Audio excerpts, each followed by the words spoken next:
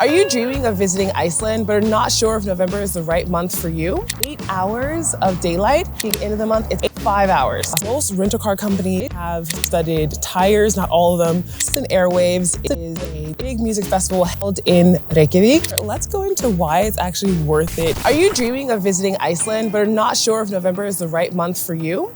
Well, wonder no more, because I'm giving you the inside scoop on what to expect if you decide to visit during this month. Things like weather conditions, driving on the roads, events, activities, and so much more that you can do if you decide to come during this time of year. When it comes to the weather, you can expect it to be between -1 degree Celsius and 4 degrees Celsius, which in Fahrenheit is around 30 degrees Fahrenheit to 39 degrees. So of course, not very warm, but the range can be lower or more depending on some conditions. However, that is a good range to go off of, just because this is a transitionary period into winter. So we're definitely seeing lower temperatures on average because things are starting, like over this mountain, to be snow-capped or like partially frozen waterfalls. And it's a really beautiful but chillier time. And that impacts as well, because winter in Iceland has a lot less daylight hours. I'm talking about more to the extreme than most people are used to. When we start the month, we're looking at around 8 hours of daylight. And by the time that we get to the end of the month, it's 5 hours. So of course, as you plan your trip, think about how much daylight hours you want to be able to use to see some of the natural attractions. Or maybe you want to come later in the month when you potentially have more opportunities to see the northern lights. Of course, when it comes to what to wear in Iceland during this time, there are wet, icy, and cold conditions. So I highly recommend layering. And so that includes wearing a base layer, mid layer, and outer layer. And this will help you to keep as warm and cozy as possible, and definitely dry. You don't want to get dry and be cold out here, because that is a recipe for being miserable and potentially even getting sick. So I have an ultimate packing checklist for those who are not sure what to pack, so that you can be fully prepared with the different types of layers. You can find that in the description below. And I recommend, of course, using the winter list. I split it up in between summer and winter, so you don't have to kind of, worry about whatever time of year you come, whether it's November or you come back for another time this summer. You'll have all the essentials, and I even included non-essentials for the extras that you might be able to pack if you have the space. For those who plan to drive in Iceland, which I highly recommend that you do, then the road conditions that you need to be aware of are that it can be icy or snowy. Now, granted, that is not the case for the whole month. In the mornings especially, you might run into icy or snowier conditions in the south, but as you go north or northeast or any of those areas, you'll definitely find a lot more possibilities of snow and ice. Most rental car companies have studied tires, not all of them, but all rental car companies are required to have winter or all year tires. So it won't be the case that you won't have the appropriate tires in your car, but personally, I prefer to have studded tires on my car, just putting that out there for more control, more traction out on rural roads. And before you head out though, it's super important that you check the weather. So veður.is, which is the Icelandic meteorological service, as well as yr.no, which is the Norwegian weather station. Both of those have been really helpful for me. I always check them before I head out. I also look at safetravel.is to see if there's any weather warnings like yellow, red. Red is the most extreme, of course. You can find some yellow warnings, or even just some possibilities of windier or snowier conditions. And then road.as, which is, to me, chef's kiss, because not only do you see if there's road closures, but you can actually check the conditions of the road. They'll tell you if they're covered in snow, icy, if they're closed, of course, but it just gives you a variety of information that can help you to build upon whether or not that area is the best place for you to go. And of course, if there are any weather warnings, do not go drive in that area. If you happen to already be in the area when a winter weather warning pops up, just take precaution and stay put if necessary. If you're adventurous like me, then you also would be interested in going on like glacier hikes, snowmobiling, ATVing. All of that is possible during this month. And I especially love when the mountains start to become more snow-capped when there's partially frozen waterfalls. All of that to me gets me really excited, the adventurous side of me.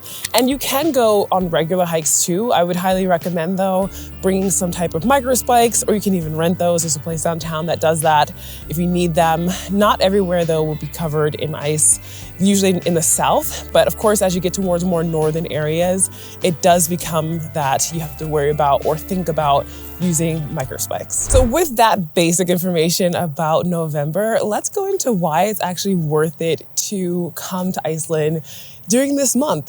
So first of all, and I think one of the most important for many people, is that there are way less visitors during November. Like I mentioned, it's a transitionary time, and because of less people, prices for things are way less, meaning hotels, car rentals, and just the availability to enjoy attractions without so many other individuals. And so if you are really looking for less touristy time to visit Iceland, this is for sure the month to do it.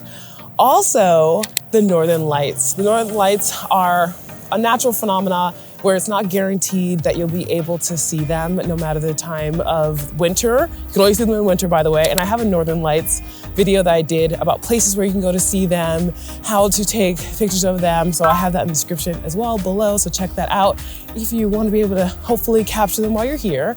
But like I mentioned, because we have way less daylight hours during this month, you will be able to possibly see them, which is great. And I'm always so excited for people when their biggest wish is to see the Northern Lights, and that comes true. And we have been having a really good Northern Lights season, including that KP of 9 that happened. And I wasn't even in Iceland at the time, which is crazy, but it was phenomenal. I saw the pictures and everything. While there aren't really big events happening in Iceland in November, there are definitely ones to consider that I think are pretty cool. So, Iceland Airwaves is a big music festival held in Reykjavik, and it brings international as well as local artists together, well-known and lesser known, for people to be able to enjoy listening. So that's one to check out. It's a few days long. I've been to a few in the past, and I've enjoyed it. One Icelandic artist that I saw was Ásgeir, and so you just never know if you check the lineup, if you might see some artists that you know who have interest for you to see, or you get to, again, learn about some new ones.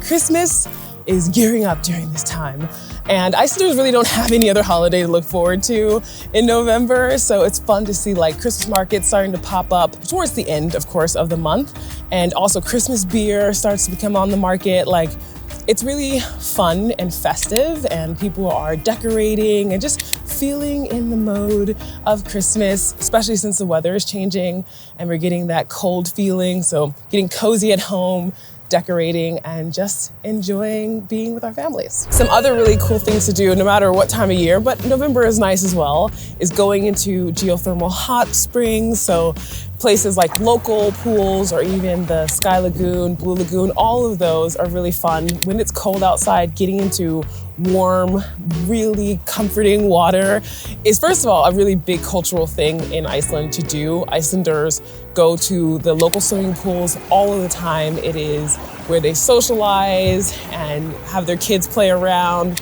talk politics, meet, just hang out, relax, whatever. It's a big part of the culture. So taking part in that also allows you to be able to be like one of the locals, which is really fun. And if you find that you need help with planning your trip to Iceland, I got you covered, because I have different resources I've created for people to either create their own itineraries. So in the description below, you'll find links to my Iceland map, which you can use the different spots, over 300 spots that I have put on that map that you can see that are my favorites that I recommend.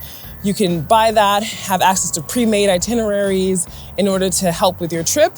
If you want more personalized service, I have a one-on-one consultation video call in which you can book me for an hour to chat about Iceland and what you would like to see based off of your preferences, and as well as I can make an itinerary for you if that's something that you prefer, to just not have to think about it at all. So definitely check those out, as well as I've included discounts that you can use to save money while you're here, because Iceland's amazing and I love it. At the same time, I do recognize that it is an expensive place, and it is nice to be able to save some money.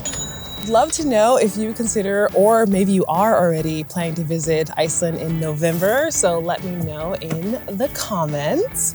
If you enjoyed this video, please give it a thumbs up and share it with somebody that you think would find it helpful.